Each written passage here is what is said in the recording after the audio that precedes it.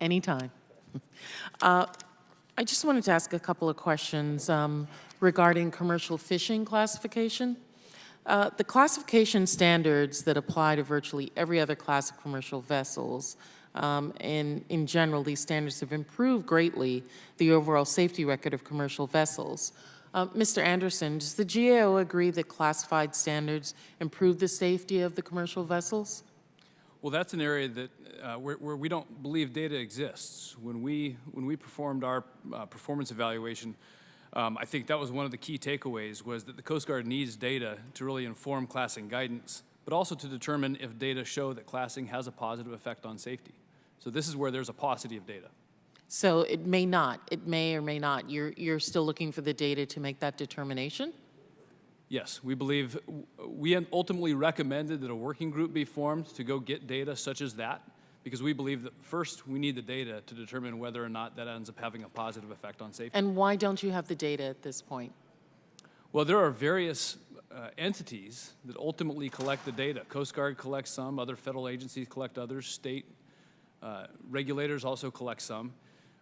Hence our recommendation for a working group to bring together those parties to kind of combine the data that do exist to basically put the Coast Guard in the position of having a denominator. Right now it essentially has a numerator. So in your recommendation for this working group, you mentioned that the Coast Guard, NIOSH, National Marine Fisheries Services should form the working group. Do you think that other stakeholders, such as state organizations or industry representatives, should be in that working group as well? Yes, we do believe that others should be in that working group, in large part, for the reasons I stated, that some of those entities have data that may not currently be available to the federal agencies. Okay, and it's your recommendation as well that the Coast Guard issue regulations or guidance to clarify or implement that alternative safety compliance programs, which you referred to as alternative to class approach. Is it necessary to issue formal regulations, or would guidance be sufficient in this area? Well, I think in this area there are some advantages to regulations. Regulations set up a formal process. The regulations also invite a number of different perspectives to the table, and it is time-bound. So I can see some advantages to the regulations route. Now, were you also able to determine whether the regulations or guidance was helpful in less than commercial class vessels that the Coast Guard reviews? I don't believe that was within the scope of that engagement. Have you done it in the past, do you know? I'd have to get back in touch with you with an answer for that one. I can talk to my subject matter experts back at GAO. Okay, Admiral Fagan, do you know if that's been done in the reviewed in the past?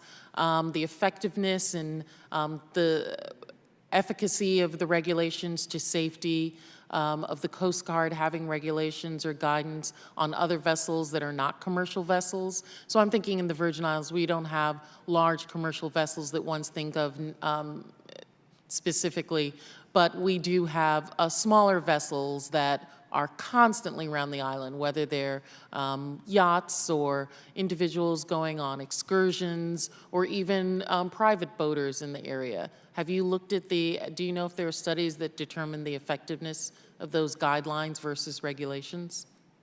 I'm not aware of a study that looks specifically at guidelines versus regulations. We, as we look at different types of vessels and the risk, use regulations and policy and voluntary safety systems, a whole host of tools to help bring better safety records and safety for the people that are operating those vessels. Mm-hmm. Because I know while I don't mind, and I see the benefit to all coming on a lot of the vessels in the Virgin Islands for security reasons as well, not just safety of the vessel.